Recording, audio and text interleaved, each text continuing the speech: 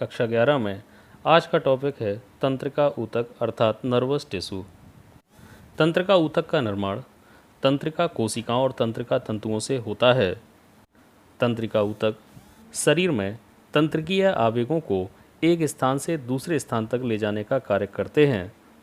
तंत्रिका ऊतकों के अंतर्गत आने वाली बड़ी कोशिकाओं को हम तंत्रिका कोशिकाएं या न्यूरॉन कहते हैं, जबकि छोटी छोटी कोशिकाओं को न्यूरोग्लिया कहा जाता है।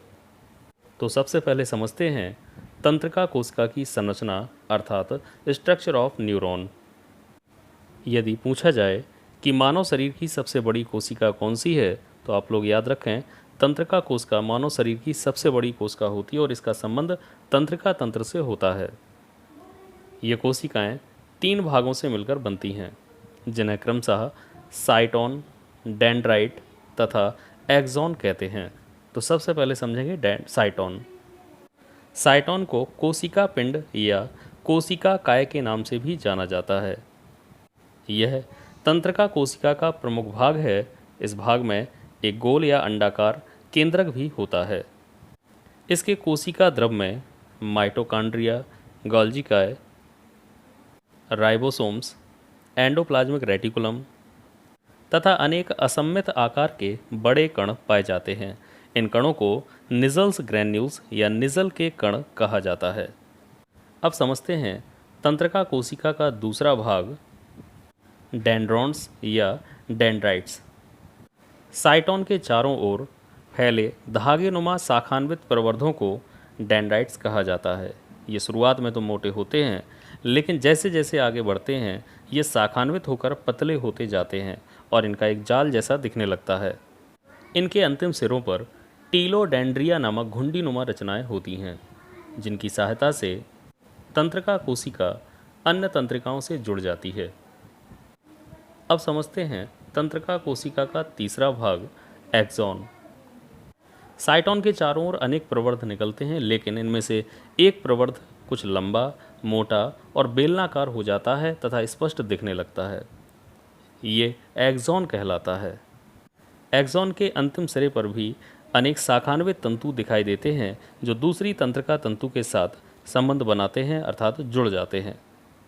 एक्सॉन के अंतिम सिरों पर सिनेप्टिक घुंडियाँ पाई जाती हैं। एक्सॉन में कुछ कोशिकाएं पाई जाती हैं, जिन्हें स्वान सेल्स अर्थात स्वान कोशिकाएं कहा जाता है। चारों ओर से एक्सॉन एक पतली सी झिल्ली द्वारा घिरा रहता है, जिसे न्यूरीलेमा कहा जाता है। यह चमकीले महीन सफ़ेद रंग का आवरण है।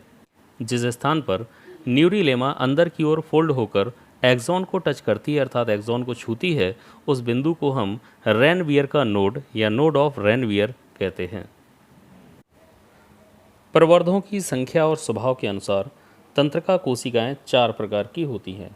सबसे पहला प्रकार है अध्रुवीय तंत्रिका कोशिका अर्थात नॉन पोलर न्यूरॉन। इस प्रकार की तंत्रिका कोशिकाएं मुख्य रूप से हाइड्रा तथा अन्य प्रकार के नाइडेरिया जंतुओं में पाई जाती हैं। इनमें अनेक प्रवर्ध होते हैं। सभी प्रवर्ध डेंड्रॉन्स जैसे दिखाई देते हैं। इन प्रवर्धों में संरचनात्मक और क्रियात्मक विभेदीकरण अर्थात डिफरेंशिएशन नहीं होता है। दूसरे होते हैं एक ध्रुवीय अर्थात यूनिपोलर न्यूरॉन, एक ध्रुवीय तंत्रिका कोशिकाएं। इनमें केवल एक छोटा एक्सॉन प्रवर्ध होता है, जो साइटोन के निकट ही 2 लंबे एक्सॉन प्रवर्धों में विभक्त हो जाता है अर्थात बट जाता है। इनके डेंड्रॉन्स त्वचा में या अंतरांगों में स्थित स्पर्श और पीड़ा संवेदांगों से जुड़े होते हैं। अब तीसरे हैं बाइपोलर न्यूरॉन अर्थात द्विध्रुवीय तंत्रिका कोशिकाएं। इनमें विरोधी ध्रुवों पर स्थित एक एक्सॉन और एक डेंड्रॉन होता है तथा इनका अंतिम रूप है मल्टीपोलर न्यूरॉन अर्थात बहुध्रुवीय तंत्रिका कोशिकाएं। इसमें एक एक्सॉन तथा 2 या 2 से अधिक डेंड्रॉन्स होते हैं। कशेरुक प्राणियों में अधिकांश तंत्रिका कोशिकाएं इसी प्रकार की होती हैं। अब हम समझेंगे कार्यों के आधार पर तंत्रिका कोशिकाओं का वर्गीकरण। अगर कार्यों की बात की जाए तो तंत्रिका कोशिकाएं 3 प्रकार की होती हैं, जैसे कि सबसे पहली तंत्रिका कोशिका होती है अभिवाही तंत्रिका कोशिकाएं अर्थात एफरेंट न्यूरॉन्स। ये तंत्रिका कोशिकाएं एक ध्रुवीय अर्थात यूनिपोलर होती हैं। ये अंगों की सूचनाओं को ग्रहण करके केंद्रीय तंत्रिका तंत्र में पहुंचाने का कार्य करती हैं। इन्हें सेंसरी अर्थात संवेदी तंत्रिकाएं भी कहते हैं। दूसरी होती हैं अपवाही तंत्रिका कोशिकाएं अर्थात इफ्रेंट न्यूरॉन्स। ये बहुध्रुवीय होती हैं, मल्टीपोलर होती हैं। ये केंद्रीय तंत्रिका तंत्र के आदेशों को संबंधित अंगों में अर्थात इफेक्टर ऑर्गन्स तक पहुंचाने का कार्य करती हैं। इन्हें हम चालक या मोटर न्यूरॉन भी कहते हैं। तीसरी होती हैं मिक्स्ड या मिश्रित तंत्रिका कोशिकाएं। ये सूचनाओं को लाने और आदेशों को ले जाने यानी लाने और ले जाने दोनों का कार्य करती हैं। सूचनाओं का आदान प्रदान दोनों का कार्य करने के कारण इन्हें हम मिश्रित या मिक्स्ड न्यूरॉन्स कहते हैं अर्थात मिश्रित तंत्रिकाएं कहते हैं। अब एक नज़र डालते हैं न्यूरोग्लिया कोशिकाओं पर। हमारे शरीर में जो बड़ी कोशिकाएं होती हैं उन्हें तो न्यूरॉन कहा जाता है, लेकिन जो छोटी कोशिकाएं होती हैं तंत्रिका ऊतक की उनको हम न्यूरोग्लिया कहते हैं। न्यूरोग्लिया काफ़ी छोटी होती हैं, लेकिन ये संख्या में 5 से 50 गुना तक अधिक पाई जाती हैं। न्यूरोग्लिया कोशिकाएं न्यूरॉन्स को यानी तंत्रिका कोशिकाओं को सपोर्ट और सुरक्षा प्रदान करने का कार्य करती हैं। हम जानते हैं कि तंत्रिका कोशिकाओं में विभाजन की क्षमता नहीं होती है, तो जैसे ही किसी तंत्रिका कोशिका का अपक्षय होता है अर्थात वो नष्ट होती है, तो उस जगह पर न्यूरोग्लिया के द्वारा ही उसका रिप्लेसमेंट कर दिया जाता है अर्थात उस स्थान को भर दिया जाता है। अब हम समझाएंगे तंत्रिका ऊतक के कार्य।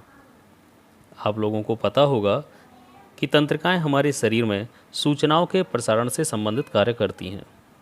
हमारे शरीर में पाए जाने वाले तंत्रिका ऊतक शरीर में होने वाली सभी ऐच्छिक तथा अनैच्छिक क्रियाओं को नियंत्रित करते हैं। यह विभिन्न प्रकार के आवेगों को ग्रहण करने, सोचने समझने और भावनाओं को प्रदर्शन या प्रदर्शित करने के लिए उन सभी क्रियाओं का नियंत्रण करते हैं।